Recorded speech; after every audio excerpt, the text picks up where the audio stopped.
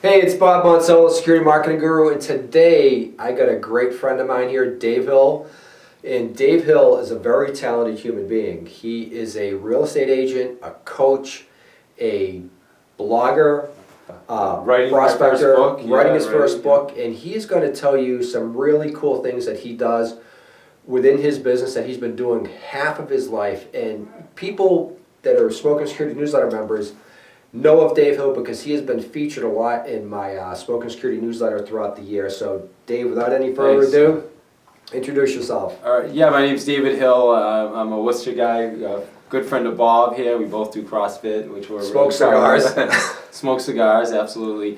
You know, Bob, I've been on the phone since I was 17 years old. Mm-hmm. At 17, I was setting appointments in the call center for, I remember those $1,500 vacuum cleaners, those Kirby's back then. I don't even know if they still exist. And then from there, I was working in a call center for one of the large credit card companies, and we were setting appointments. I was going into a call center and setting 2-3 appointments an hour on these 4-hour shifts, where most people in there weren't even setting any appointments in 4-hour shifts. From there, I went and we built a regional magazine called New England Condominium. I did that for about 12 years. And then in 2003, I went into real estate. And through prospecting and through cold calling and through the phones, we built a top #1 ranked real estate company in Worcester County. So more than half my life, Bob, I've been on the phones prospecting, and I absolutely love it. And Dave, what do you think are the 3 things from doing this most of your adult life, prospecting? What are the 3 things that you can share with people on how they can get good at cold calling / prospecting? Well, I would say to get good at it, Bob, practice. We're practicing scripts, practicing dialogue. We do a lot of role playing. We talk about, like, we all know in our industry we have certain objections that always come up. So exactly. It's really about knowing the objections before they're going to come up and being able to handle it the right way. I would say the second one would be the purpose of the call. So I think a lot of salespeople, they call, but they really don't know ahead of time exactly why they're calling, what their real value is, and what the value is to the client ultimately is going to be the important thing. And ultimately closing. I mean, the purpose of the call is to close. So get the appointment. Yeah, being purposeful on getting the appointment, exactly.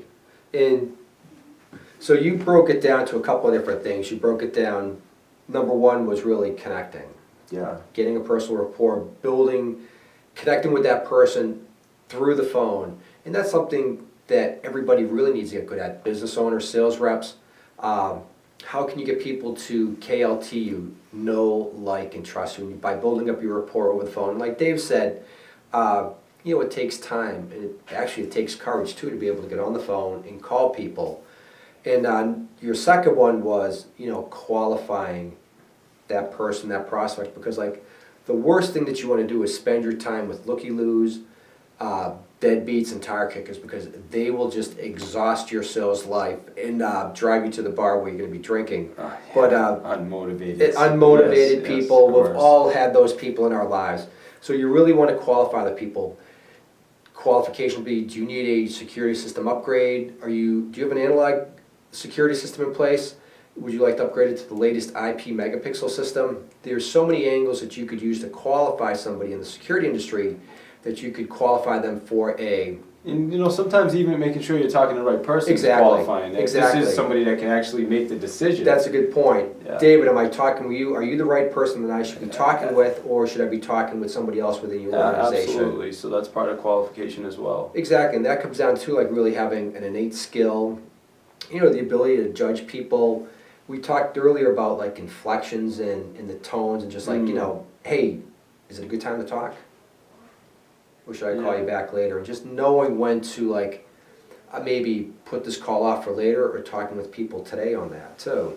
Yeah. Well, when someone answers the phone, usually you can tell right away, is this somebody that's very direct and to the point, or is this someone that wants to, get into more of a dialogue with you, and they're going to be more open and warm? So, if someone says, hello, I got a couple minutes, and get right into it. Don't waste time like, hey, how are you, and all this other stuff.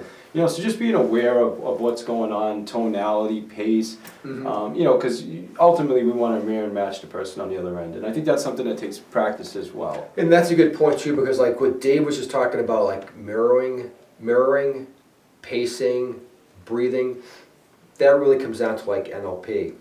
neuro-linguistic programming. Sure, yeah, And it's yeah, really some part of it. basic things that, just Google those references on YouTube. But like if you're a sales rep and if you want to really get good, mirroring body language, pacing, future pacing, what were some of the other things that you had said?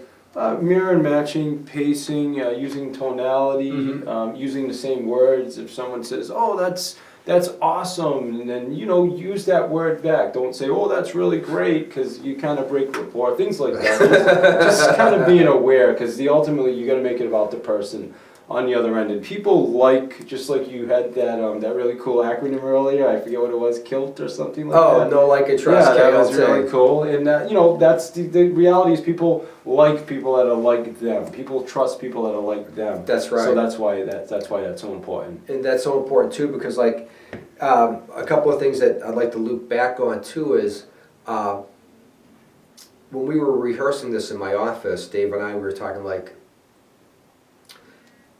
cold calling / prospecting. Really what's the difference between cold calling and prospecting, and how you could actually implement this into your overall marketing mix, because Dave does a lot of newsletters, postcards, thank you cards, SEO. We do the same, but then like just adding that other fishing pole to the water, prospecting with somebody, lead generation, calling businesses. Hey, do you need a security audit? Is there something we could help you with? And what happened if you were to add like 5 to 10, 20, 50 outbound calls a day to your business? It's huge. It'd be huge. Yeah, it could be huge, yeah. And I was saying this too to Dave, that like, everybody's got a phone in their business. And if you're slow right now, one of the best things that you can do to get busy is pick up the phone and go back to your existing prospects, the people that know, like, and trust you, and ask them if you need an upgrade. Is there something else I could do for you? I was just at a trade show and we saw this camera system. We saw these smoke detector systems, because selling is, I think, two things. It boils down to two things. It boils down to confidence and storytelling. Being able to tell good stories. Having the confidence to call people, because, if you want to be good in sales, confidence, courage, high self-esteem, high self-worth, high self-image are things that you need to have if you want to be good. Would you agree? Yeah, absolutely. And I think I think practice too. And I keep saying practice, and it's interesting because there's a quote from the Navy SEALs. It says, "The more we sweat in practice, the less we bleed in war." That's and a great it's line. so true, because the harder we practice, then when we're on the phones and when the objections come at us, we're prepared. So everything you said is so true, but that practice creates that confidence. And just knowing what you're going to say, and knowing how to handle the objections, and knowing what your value proposition is what creates the confidence, I believe. What is define value proposition? What do you consider value proposition? Well, value proposition is really knowing what I bring to the table for the client. So why would someone hire me is the value proposition. So in the security industry, why would someone want to hire you? Obviously I don't know, I would imagine because they want to be safe. They want to make sure that they have that security. So understanding why, what do you bring to the table Exactly. in short, is your value proposition. Exactly. And every company, every salesperson has their own personal uniqueness that they can sell and use for themselves, to why they should have a value proposition. Here's 10 different reasons why you don't want to go with the big national companies, but you want to deal with the local security dealer / integrator doing your security system. There's so many different angles. Absolutely. And, you got to get good at selling, plain and simple. Yeah, when someone says to me, when I was in my real estate business, someone said, "Well, why should I hire you?" Because I negotiate like a bulldog, and I get my clients more money. That's why you should hire me. It's simple. The clients want more money. It makes sense. They can relate. So it doesn't have to be complicated. The reality is just know what you're good at, and that's why I believe I was really good at real estate. I built a team because I was a bulldog negotiator, and I loved that part of the business. So I would grind out a negotiation for 3 weeks to make sure my clients got more money. And that's one thing I could say about Dave Hill. He is a grinder, and that's a New England word, a grinder. Yeah, I guess But it is. an Italian grinder, and just working it, just calling people, not being afraid, and just being a Jim Rohn. Like, why is that guy so successful? Look at everything he does. Yeah. I mean, there's some good, we both love Jim Rohn. And, Of course, yeah. Don't wish it were easier, wish you were better. Exactly. Right? You have another good one about like the shovel. The shovel. The tree.